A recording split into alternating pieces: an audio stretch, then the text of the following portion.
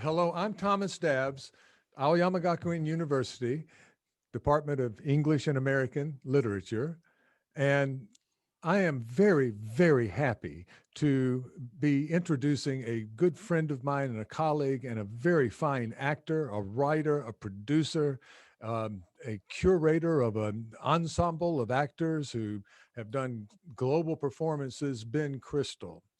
Ben has spoken at Aoyama Gakuin before, and some of you are here, and he's spoken at your universities and has performed at your universities, and he's going to go into this tonight.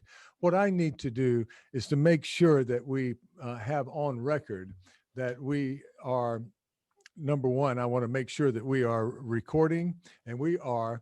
And I want to make sure that that in the recording, I say that this is October the 29th, 2020. It's roughly 6:30 at night for us, and another time for Ben in Wales. And this talk is sponsored by the English Literary Society of Aoyama Gakuin, the Department of English and American Literature. And we have members from that society in attendance tonight. And that said, we're very, very happy to welcome Ben. Ben, the stage is yours. Thank you so much, Tom. Arigatou gozaimasu. It is a great sadness for me to not be actually in Japan today, this year. And it's a great pleasure to see so many familiar faces. It's a great honor to have you here, Igarashi Sensei, Taniguchi Sensei, and all my other colleagues that I can't quite see on the same page of this Zoom world. And my deep thanks to Dab Sensei and to Aoyama Gakuen for inviting me to speak for them again. This will be my fourth consecutive year working in Japan. Let's say in Japan. I'm not actually there, but I'm virtually there. And my heart is very much with you all. I miss Japan very much. And it's a great pleasure and honor to be here. I hope all your families are safe and well. And I hope that the last 7 months have been gentle and kind to you as much as possible in a global pandemic. Um, as you are probably aware, the pandemic has not been kind to the arts industry. Um, the creative arts in the UK and in America uh, is almost non-existent. And we were very, very fortunate last year to come to Japan with three Shakespeare plays. And when I say we, this is the myself and the Shakespeare ensemble, the ensemble of actors that I've been lucky to curate for the last 3 years. When we left Japan, having brought the experiment of and the question of can we make Shakespeare plays, rehearse and perform them as fast as Shakespeare's company did 400 years ago. And we found out that we could, but we had some great lessons to learn. Well, we learned a lot of lessons whilst in Japan. And we were very excited to unpack those lessons and to improve our crafts ever further. And we planned a what we call an R&D, a research and development time in Wales, not very far from where I live here in North Wales, up in the mountains of Snowdonia. And colleagues and actors from all over the world, from North America, East and West coasts, from India, from all over Europe, booked to come to the UK. And we were going to meet in the mountains and work for 2 weeks and improve our craft, not perform, not be working towards a production, just to improve our crafts. And then shortly after that, we were due to fly to the East Coast of America, and we were going to raise a production of The Tempest in 2 days. And then we were going to go to New York and raise a production of, well, we weren't quite sure what that show was going to be, actually, but we were going to teach what we'd learned in the research and development process to a group of actors that had never raised a Shakespeare play before in such a short space of time. So it was very much about refining and defining our toolkits, and then seeing if how easy it would be to teach that toolkit to a bunch of essentially novice actors, or at least novice in the practice of raising Shakespeare plays in a very, very short space of time. Some of the my colleagues arrived in Manchester Airport on, let's see now, was it March the 20th? They didn't leave the airport. They got to the UK from America and from India, and essentially had to stay in the airport and catch the first flight back home. Um, the R&D was due to start 2 days after the global pandemic lockdown began. And so everyone went home, and the prospects of creating theatre, which is, after all, singular in that a lot of people think that theatre only exists when you are sharing the same physical space, breathing the same air, bathing in the same light as your audience, actors and audience together. Theatre seemed very, very far away from us in March. And one of the ensemble members from India, a man called Anirudh Nair, who had just been performing with a different company in Japan, in Kyoto, he suggested to the ensemble that we begin to meet online, virtually, either in Zoom or Google Meets. It didn't really matter which, but we would meet and discuss whether it was possible to collaborate at distance. Never mind the global pandemic, because we're an international ensemble, there are two factors that are always going to inhibit or be obstacles to our being able to meet and come together. And one is finance, and the other is climate. Every time we want to get together to do a production or to rehearse, someone has to fly somewhere. And of course, there are a number of um, costs involved in that. How can we collaborate at distance? Um, and let's pretend that the global pandemic isn't a factor, he said. And so we began to meet every week, and we began to have what we call distance collaboration meetings. And 3 to 4 months later, this was in April, by August. So what's that? April, May, June, July, August. 4 months we met in this way. And the result of that meeting was the project that Dab Sensei kindly invited me to come to speak with you today about, which is a project we called What You Will. And for those of you that might be more familiar with Shakespeare's plays, you might remember that What You Will is the alternative title to Shakespeare's play Twelfth Night. And I will explain why we chose that title a little more later on.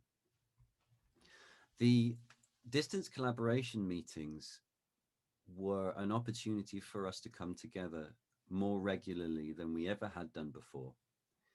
And we have worked very hard to make our Zoom meetings much more like our rehearsal rooms. So we will begin every meeting with, once everyone has arrived, we'll begin with 2 minutes of silence as we rest, as we come to share the same space, as we set aside what has happened before in the day, the work projects or the homework or the relationship argument or the hunger from the meal or the too much food from the meal. We set all of that aside and we think about what we want from this moment, from this meeting today.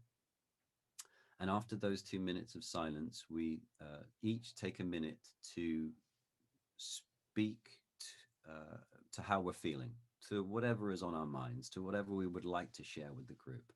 And once everybody has checked in, there is one person, a bit like Dab Sensei today, who shepherds the meeting, who facilitates the smooth running of the meeting. And then at the end of the meeting, we each take another minute to reinforce something, to speak to something that has particularly resonated, that particularly stood out for us in the meeting, something that we want to take from the meeting, a good thing perhaps, that it made you laugh or that it made you think about something. And or it could be something, some negativity that you don't want to take away from the meeting, some feeling of anxiety. And um, we put these things in place at the beginning, at the end of the meeting, to allow us to feel more supported, to feel more together, to feel more community, and also to acknowledge that um, humans are social creatures. And when we engage in physical contact with each other, a chemical is released inside of us that makes us feel good. It's called oxytocin. It's the hug chemical.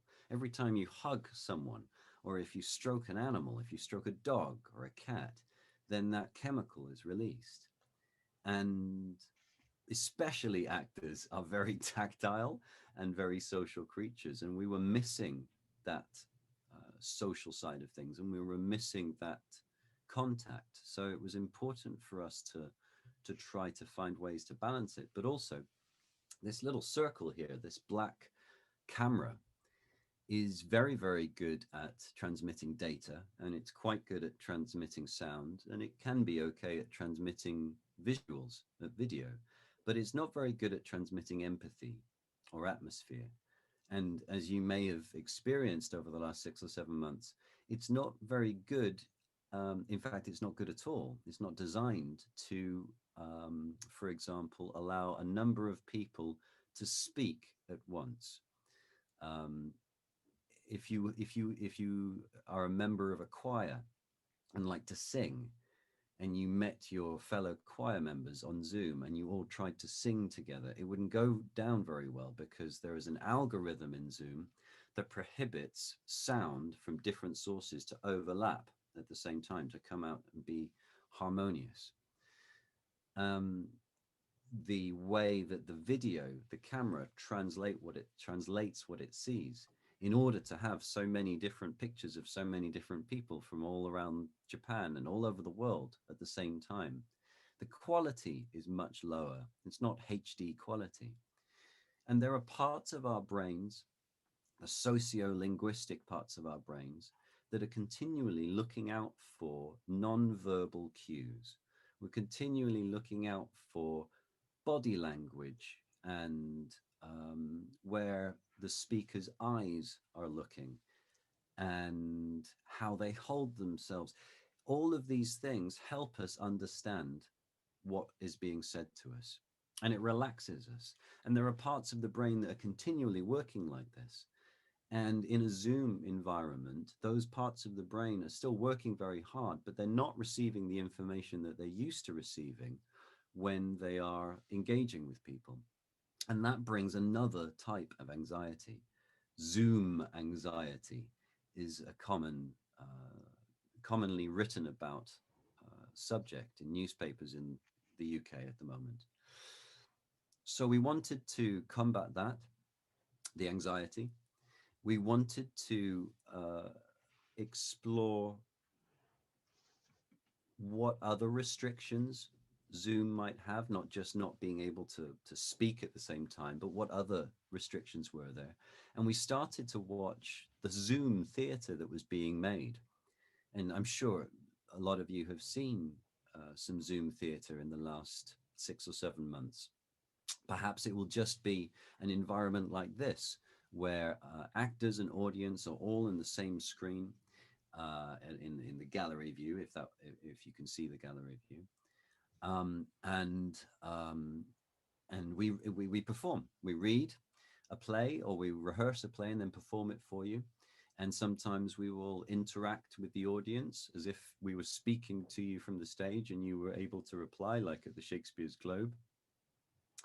Or perhaps using the virtual backgrounds, there would be a picture of a beach as I perform Prospero in The Tempest. Or perhaps there will be a picture of a prison for Caliban's jail. There is Zoom virtual background theater. And we talked a lot about the things that we liked in the Zoom theater world and the things that we didn't like.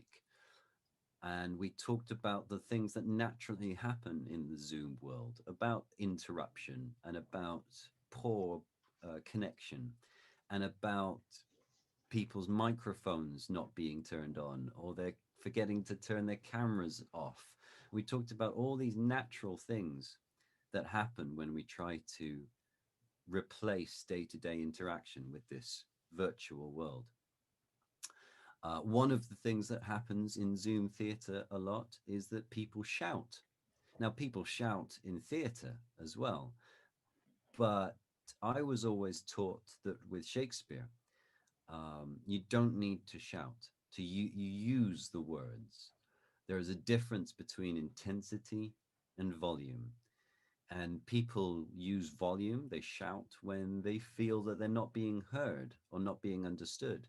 And in Shakespeare and in theatre, people often shout when their emotions get so great that they feel that they need to raise their volume. But as a colleague said to me early on in lockdown, you cannot fill the void of the internet with shouting.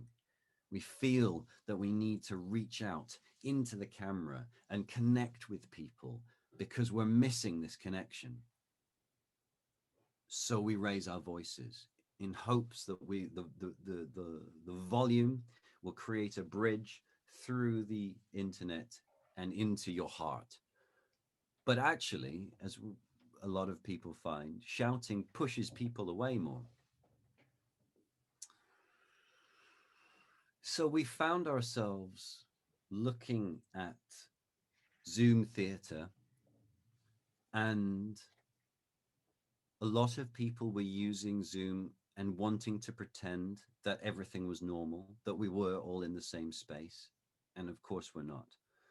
And a lot of people were using the virtual backgrounds more and trying to turn this environment into a TV show, into more of a film experience. And the questions that the ensemble and I came to after 6 weeks of meetings or so was, what can theatre be in this medium? What can Shakespeare be in this medium?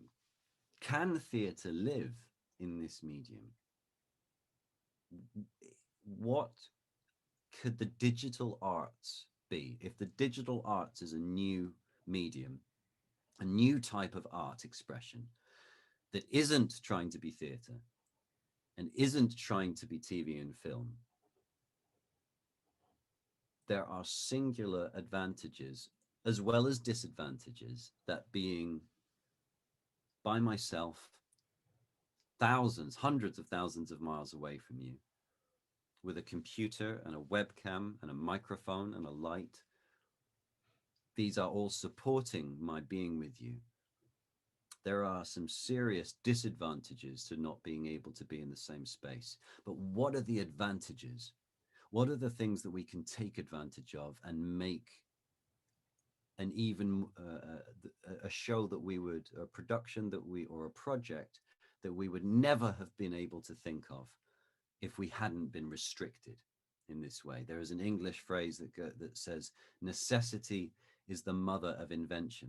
And in some respects, restriction can be the mother of invention too. Shakespeare's company often didn't have very many props or costumes, and they didn't use very much set at all. And yet they were able to create the most wonderful pieces of art.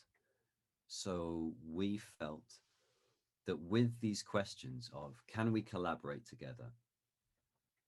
What can theatre be? What can Shakespeare be? What are the digital arts? And these four questions were, as it were, the edges of the project. We didn't know what the project was going to be yet. We had a blank canvas, but these were the four corners of it. How can we collaborate at distance? What can theatre be? What can Shakespeare be? What are the digital arts? And we kept talking about, I watched every single piece of digital theatre that I could find. We spent every week meeting and talking about the things that we'd seen and talking about the things that we liked. And people started to say, wouldn't it be interesting to spend time with this character or that character? Wouldn't it be interesting to, in Twelfth Night, the steward Malvolio is duped into thinking that his mistress, his boss, Olivia, is in love with him. And he turns up and he dresses up in the most ridiculous outfit, thinking that that's exactly how she wants him to behave. And she thinks he's mad. And so he is sent to prison in the house. There's a prison in the bottom of the house. And the clown dresses up and pretends to be a priest that has come to find out whether or not Malvolio is mad.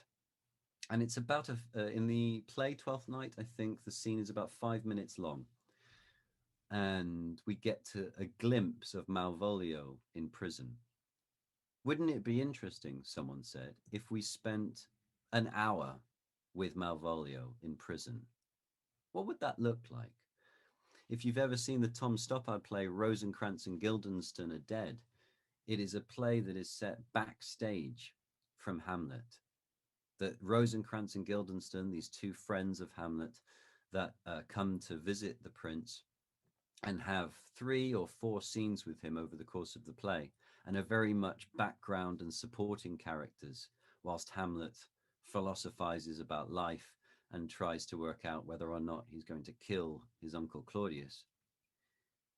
But Tom Stoppard took these two characters and made them the central characters, and Hamlet was in the background philosophizing about life.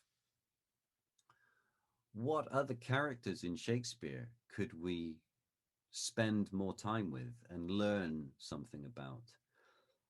What would it be like to enter a Zoom room with Ophelia, let's say, from Hamlet, or Lady Macbeth, but not in the middle of a big scene or a big speech? What would it be like to turn on the Zoom camera and sit with them when they have just finished a big scene, or it is the morning before they are going to kill Duncan or talk to Hamlet?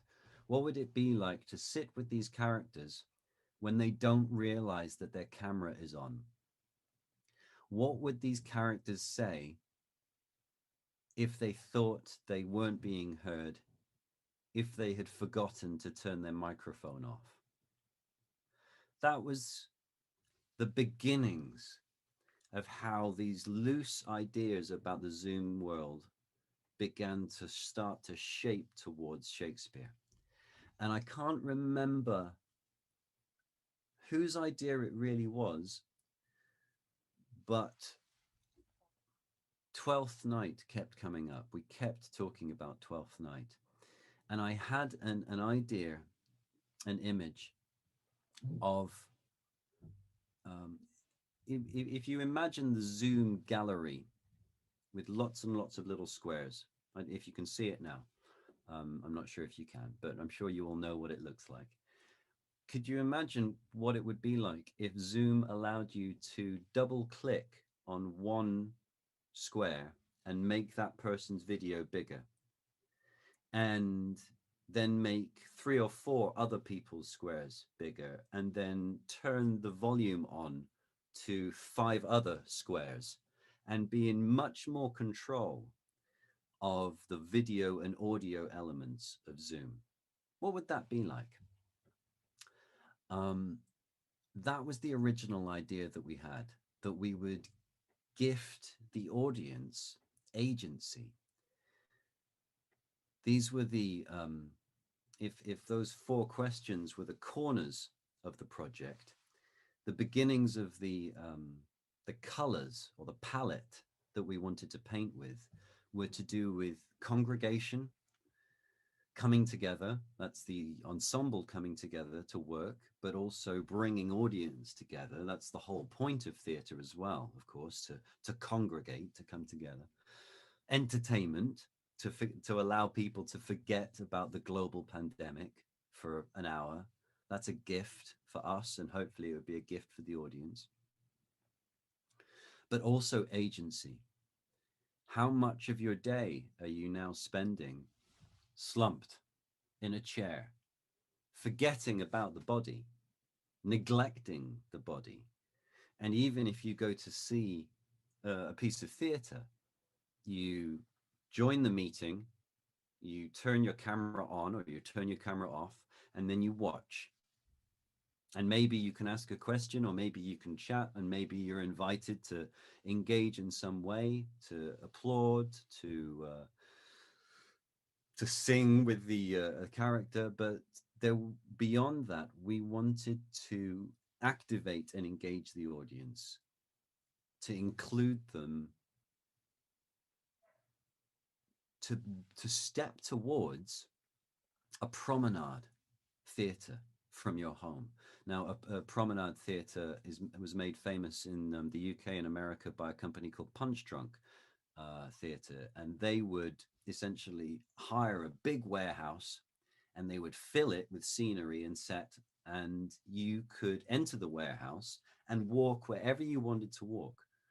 And perhaps you would stumble on a character, and perhaps you wouldn't. Perhaps you would stumble on a part of a story, or perhaps you wouldn't. They adapted Macbeth and called it Sleep No More.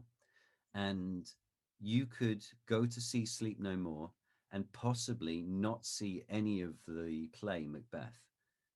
Or possibly you would see it all. Or possibly you would see it in chronological order. Or possibly you would see it out of chronological order. The point was that you were in control of the story that you engaged with. It was like, if you remember, if you have those comics or stories from the 20th century, the choose your own adventure, where you get to page 23 and it says, do you want the character to jump off the cliff? If you do, turn to page 28.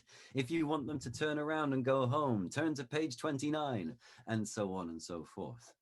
We wanted an element of that agency.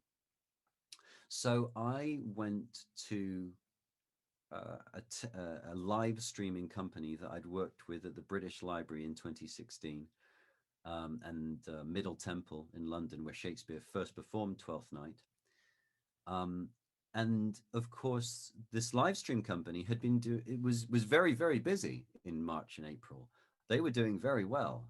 Uh, if there had been a Nostradamus prediction of things to invest in at the beginning of 2020, a live stream company would have probably been a very shrewd investment. And in the UK, the things that run out were flour and toilet roll. So those were the other things we might have invested in the UK at least.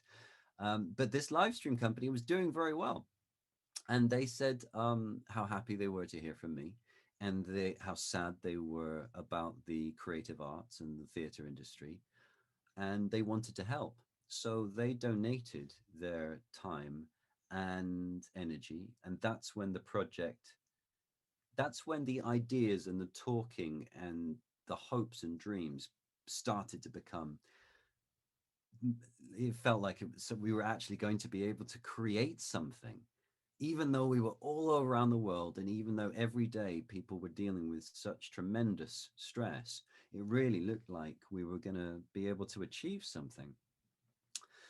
And the only thing that they said, the live stream company said, though, was that the original idea of having essentially, there are, well, 20 there are 20 actors in the ensemble, um, to have 20 separate live streams, as it were, 20 separate YouTube live streams all at once, so that you could make one bigger, turn the volume on and off on another. Um, all of those things are not possible now. They might be possible in 5 years' time when computer processors are faster and when the rest of the world has as fast an internet connection as Japan does. But right now, most computers are slow and most people's broadbands are not very fast, at least over here. So we had success in that we had come up with such a good idea. We were 5 years ahead of the technology and couldn't achieve it. So we'll come back to that idea in 5 years' time. But what we thought could work was a house of rooms or a treasure map. So you could be presented with a map or a mansion, like an advent calendar that you might see in a Western house at Christmas with doors and lights behind each window. And you could click on one of those windows or doors and visit with a character from Twelfth Night. And this character might be speaking or walking or sitting and thinking. And perhaps it's immediately before a big emotional scene in the play Twelfth Night, or perhaps it's just them getting ready for their day.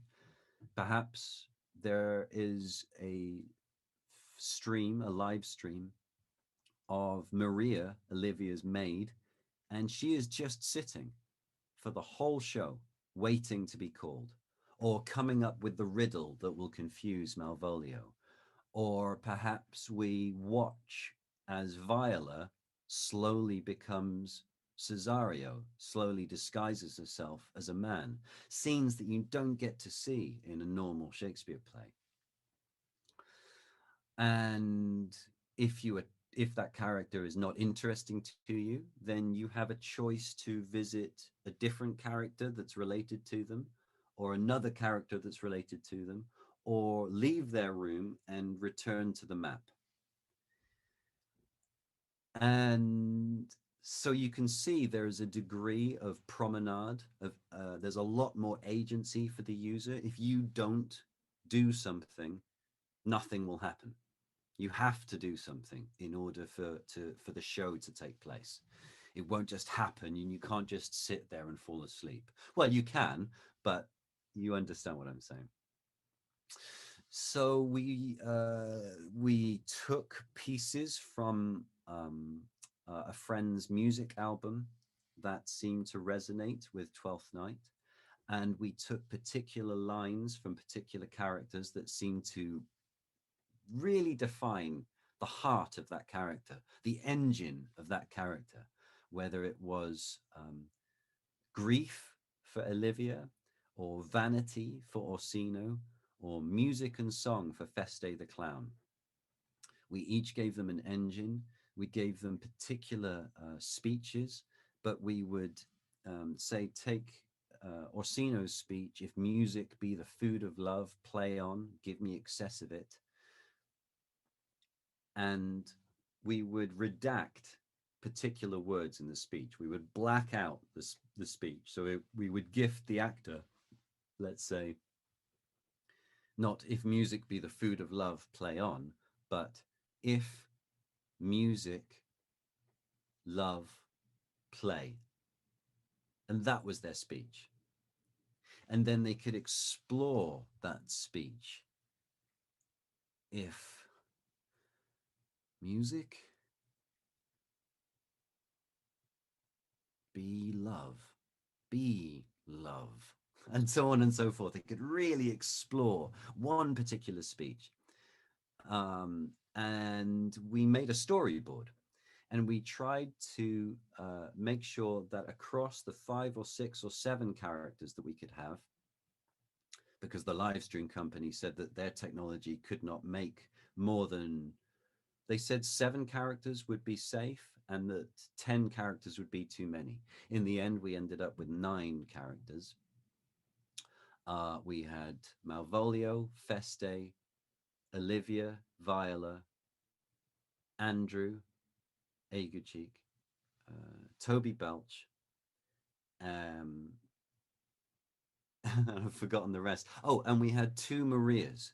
So we had two actors exploring different aspects of the character Maria. Um, and we gifted each actor a package. We put together pictures and music and paintings and lines from the play, and we emailed each actor. A list of aesthetics, like things that they could use in the background. One of them was fairy lights, another was water, another was a mirror. We gifted them toys for the playground, essentially. And each actor was working by themselves, but we also invited another member of the ensemble to be their, what we called their outside eyes. So we don't work with the director. We, in our Shakespeare productions, we always work as if Shakespeare is our director, and he directs us through the text that he wrote. Now, I'm not the director of the Shakespeare ensemble, I'm the curator of it. And I understand curation to mean I set up the playground, I set up all the toys in the playground, and I invite the players who will play in that playground. And having brought together and thought about the quality of all those ingredients, I step back and let them play.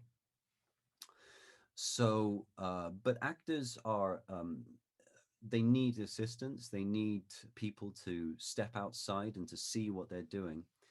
But not to be instructed in our ensembles. So we invited a member of the ensemble to work with each actor, and each actor had a pair of outside eyes.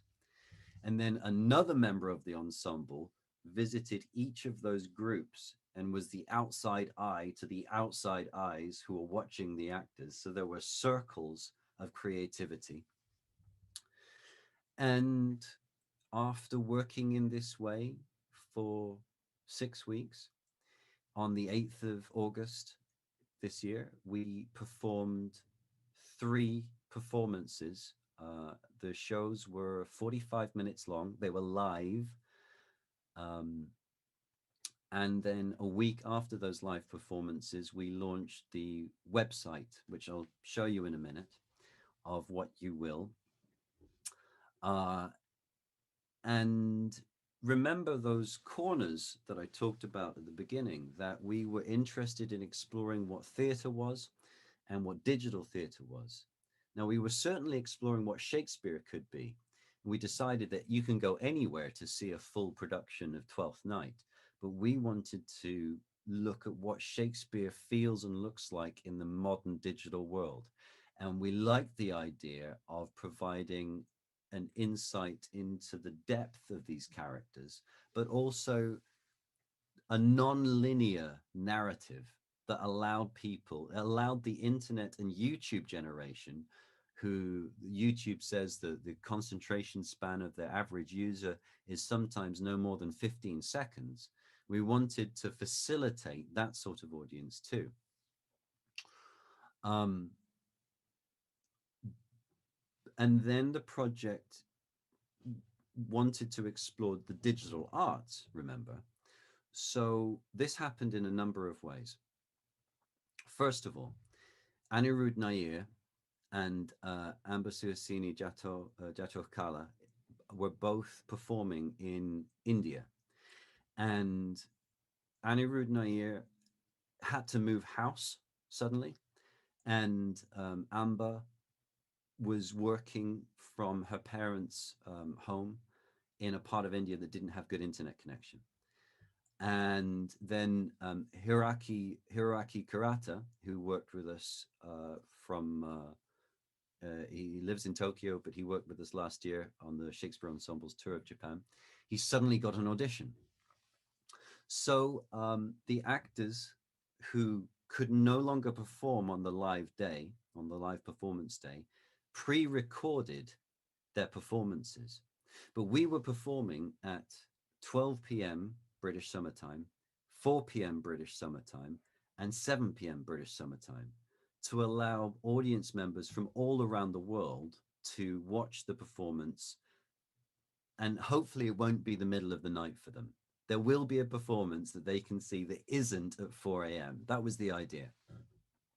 So the actors that could no longer perform live pre-recorded their performances of a 45-minute non-stop devised piece, but they performed it at 12 they recorded it and filmed it at 12 p.m., 4 p.m., and 7 p.m. in their own time zone, sent us the recordings so that during the live performances there were actors who were performing live, but there were also performances that had been performed live at the appropriate time of day, but were pre-records. And it pulled out another quality that we were interested in about subverting the audience's expectation of that magic of theatre, where you sometimes don't know if something is real or something isn't. And if you go to look at what you will, and you still can, you would not be able to tell which performance was pre-recorded and which wasn't. So in that way, we were asking different questions about what the digital arts can be. And then in terms of what theatre can be in the digital arts, we had the live performances. Then we had the record of which were comprised of live and recorded performances.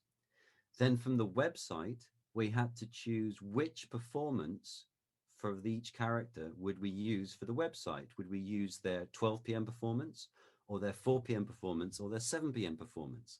And each actor chose a different time. So the web version is different from the live version. Then we were invited to take part in the Cairo International Festival of Experimental Theatre. And in order to do that, we found out that our performance was more experimental than their application form would allow us to apply. So we made a screencast of someone watching the performance. So there's a recording of someone's experience walking through this performance, walking their promenade experience. So you have the live performance, which is also recorded. Then you have the web version, which is comprised of different performances. Then you have the screencast, which is one person's performance. And now, of course, you can still to this day, thanks to the generosity of the live stream company, you can go and interact with and engage with our production of What You Will. And if you want, you can screencast your journey through this show and put it up on the internet. And that is another different look at what theatre can be, we think. And hopefully now, Dab Sensei said at the beginning, right, host has disabled participant screen sharing, so I can't show you. I was about to launch the website there, but you can visit What You Will if you go to the shakespeareensemble.com. You If you can now. You can oh, now. can But I? Oh, thank you. Okay, let me see here. Here we go. So here is the Shakespeare Ensemble website, and oh look, there's us in Kochi last year. If I go to What You Will, oh excuse me, and there is Anirudh, and there is Hiroaki, and there is Amba. There's Anirudh performing as Orsino, who decides to explore his femininity, which of course in India is quite a big thing for him to have done. Hiroaki was exploring melancholy in his tatami room, and that's Amber, the maid, pretending to be Olivia. And you might see in the background there is a person watching her We wanted to invite members of our family and our friends who would socially distance, of course, to sit and watch in the actual physical space so that there would be a performance experience that was live that people could watch virtually, but also that there would be an actual performance experience because there would be real audience in the same space. So you come to this page and then it says click here to journey to our Illyria, sorry.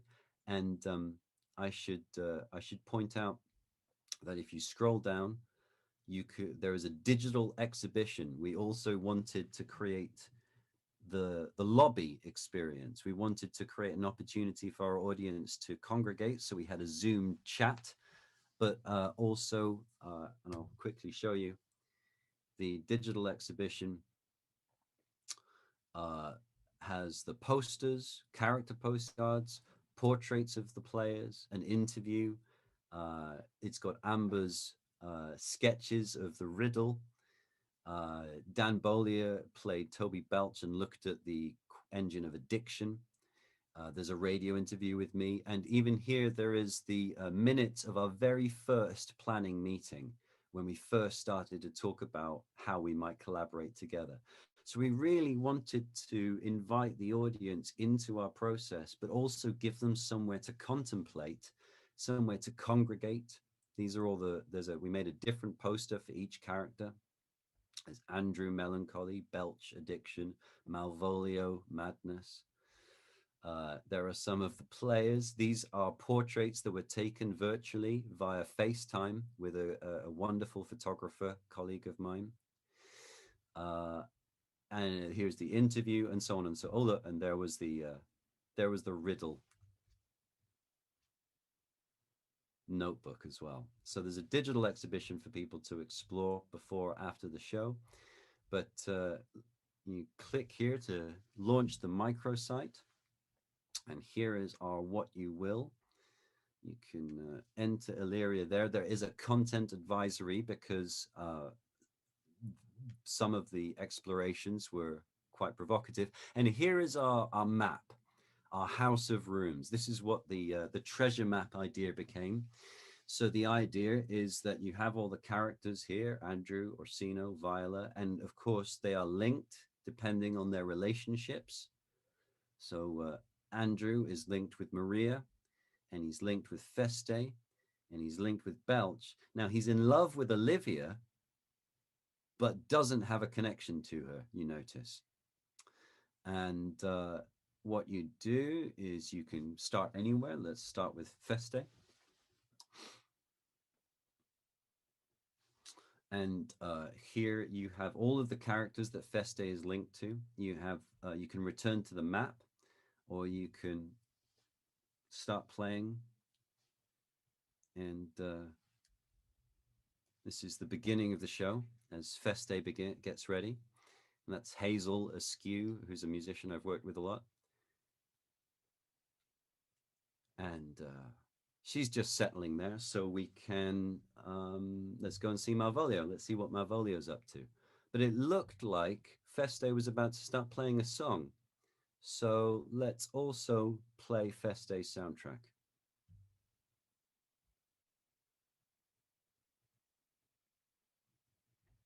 Yeah, it's the beginning of the show, so nothing's happening. So I'm gonna be impatient. I'm gonna skip forward here.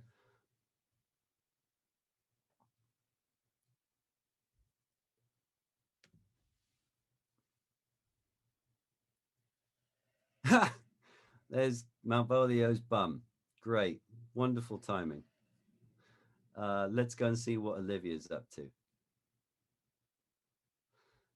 And then actually, because I've got quite a decent internet connection here, I'm going to see what Mariah de Abajo is also up to.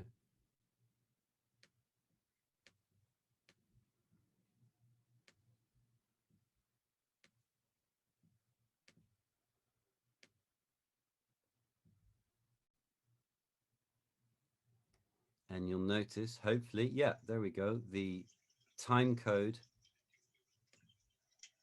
is exactly the same. So they've even managed to allow the audience to navigate around to create multiple rooms at the same time. Um, and that's our show. It's still freely available. It is going to be forever. And we are now starting to think, because it's November now nearly, and we thought that all of this pandemic would be over, and we thought perhaps we might even be in Japan by now, but we're still very far away from the theaters being open. And we're thinking now, what can we create next, with the hopes, if we're very, very lucky, that we might be able to return to Japan in autumn 2021 with another tour. uh, but until then, we're going to keep exploring what this new digital art medium can offer, and what we can do that is different and new and challenging and entertaining, and can bring our audiences together in a new and refreshing way, and perhaps allow us to forget that it's raining outside, or frankly, to forget how much pain the world is in. And if we've learned one thing, that's what the theater can do. It can be the balm and the soothing, calming, healing force to our lives, to allow us to laugh together and cry together before we return to our lives. So we're going to keep on doing that. And if you haven't explored what you will yet, then I do hope you'll find 45 minutes to spend with these wonderful characters and these wonderful actors. Thank you all for listening, and I'll be very glad to take your questions. But some of my students are younger and don't know your history with old OP or old pronunciation. And if you could just explain briefly why in the prologue of Romeo and Juliet, the word love rhymes with the word remove. Oh, sure, of course, thank you. So the Shakespeare's Globe Theatre in London is what they would call an original practice building. They looked at how the theatres were 400 years ago, and they tried to work out whether they could simulate or echo or mirror the architectural design of the space that Shakespeare and his actors performed in. And they've explored also what Shakespeare productions would look like, or how would they be different if the actors were also wearing costumes that fitted and restricted the body in the way that Shakespeare's company used, and also fight technique and dance technique. And of course, we as a company explore the rehearsal process, and how we can take rehearsal processes from 400 years ago, and um, what that does to Shakespeare, modern Shakespeare performance. My father, the linguist David Crystal, was invited to the Shakespeare's Globe in 2004 to explore what the sound, the accent of Shakespeare's actors would sound like. And that's quite easy to do. You can't be 100% right, of course, but it's possible to work out what Shakespeare's accent was. It's possible to work out what Chaucer's accent was in the 1300s, and it's possible in Middle English, and it's possible to work out what Beowulf's, the accent of the Beowulf poet, would have been in Old English in the 10th century. Um, so Dad went away and worked out what all of the Shakespeare's accents would have been like, and they performed Romeo and Juliet. And just as Dab Sensei mentioned there are words in modern English accents that usually don't rhyme anymore, that seem to have rhymed in Shakespeare's time. Uh, there is a line from Shakespeare that goes, "If this be error and upon me proved, I never writ, nor no man ever loved." And it's the end of a sonnet, and it's a rhyming couplet, and it's supposed to rhyme. And it doesn't in a modern accent, which means one of two things. Either Shakespeare wasn't a very good poet, or the accent has changed.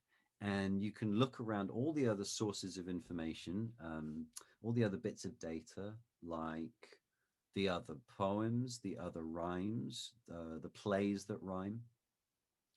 And you can actually you can deduce without looking in those places that if it was supposed to rhyme, then either the rhyme was proved and louved with a long vowel sound, proved, louved, or a shorter vowel sound, proved, proved, proved, and loved, proved and loved, or louved and proved. So that's when you go to the other poems and you go to the plays and you see if there are other sounds like that seem to rhyme together. And you can look at the spellings because they used to spell a lot more in the way the spellings would reflect the sounds that they spoke, which English doesn't do so much anymore. Or there were also people who wrote books about how the language was pronounced. Ben Jonson, one of Shakespeare's contemporary playwrights, also wrote a pronouncing dictionary of English.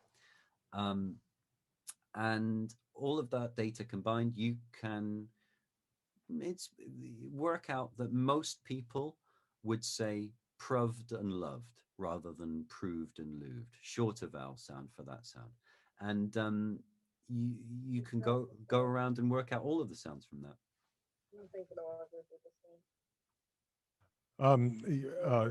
Prov love. I'm practicing now. Could you do maybe two or three or four or five lines in as you've done in one of your YouTube videos, Queen's English, and then just so we have a comparison, so our uh, so we can hear the difference. I'd be glad to. And Well, you mentioned the opening chorus of Romeo and Juliet. Let's see if I can remember it. Um, so this is in the Queen's English accent, as it were. Two households, both alike in dignity, in fair Verona, where we lay our scene. From ancient grudge break to new mutiny, where civil blood makes civil hands unclean. From forth the star-crossed lovers take their life, whose misadventured piteous overthrows doth with their death bury their parents' strife. I'll go that far. I think someone's microphone might be on there. Um, I turned it off, but I'm trying to find yeah, who it I is. can I can Uh, still hear them. I can still hear too, and I can't see who it is. It's like, Oh, I do you know what it is? It's not anyone there. I'm What You Will is still playing in the background. oh, One of oh, the actors has started speaking. this is what you were talking This is about. This exactly is what I'm the talking world about. we live in. Zoom. Well, please go ahead I will. I'm with so the sorry OP. for assuming someone's mic had stayed on, whereas in fact it was my neglect. So that was the opening speech in Queen's English with my friend Renee from New York chipping in from time to time as Olivia. And hopefully she won't do this time. This is the same speech in original pronunciation.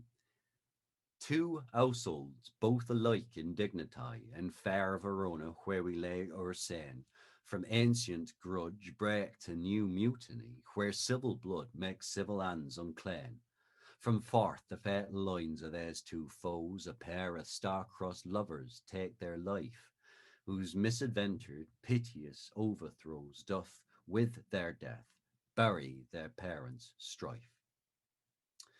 So that's a glimpse of the sound. You can hear that sound in fuller effect in on YouTube and other places on the internet. We didn't use it in What You Will. We thought about it. It was a tool that the actors could have used. Uh, we encouraged the actors to use their first language, whether it's Japanese or Hindi or whatever language they had at their disposal. But we decided to not include original pronunciation in What You Will. I'm not sure why. That's just the way it happened. Well, also, I would like to. We have a couple of people here, maybe three from Sophia University, and you performed there last year Oh, really? Oh, with your wonderful. ensemble, and I so can't see anyone. So, well, welcome, we're Sophia going to bring it back to University. gallery view after we finish recording. But if you could very quickly tell some of the people here who did, I was on sabbatical, so I missed it. But I feel so gratified that they marshaled the resources at Sophia to have your group there. And we might have people here from other universities. So if you could name the Oh my goodness. yeah, Well, the performances that you did, and we were very honored to perform our first performance of Romeo and Juliet at Sophia University, thanks to Takanori Togo Sensei and John Williams Sensei. We were immensely honored to get our first performance of Hamlet at Meiji University, thanks to the great kindness of Rumiko Ayama Sensei. We thanks to the contacts of my dear friends Masaki Taniguchi Sensei and Masanori Toyota Sensei, we were invited to Kyoto University. We performed at a university in Osaka. Our friends, as you saw there, again, thanks to Taniguchi Sensei, I made good colleagues with Darren Lingley Sensei down in Kochi University, and we performed in Yusuhara, a very old theatre, wooden indoor theatre up in the mountains of Kochi. We performed our first production performance of Macbeth up in Nagano in Besho Onsen at a beautiful old temple on top of the hillside there that I'd fallen in love with and visited randomly, stumbled on it, and decided one day I will perform Shakespeare here. And yeah, last year a lot of dreams came true, and it's in no small thanks to a number of the people here, and my deepest gratitude to all of you who are here that I can't quite see, but I'm waving to you in my heart. well, Ben, thank you so much. We're going to stop recording now and have you take some questions and maybe set it up to where you can see some of the people here. So thank you again so very much. And this Thank ends you all. our recording for today.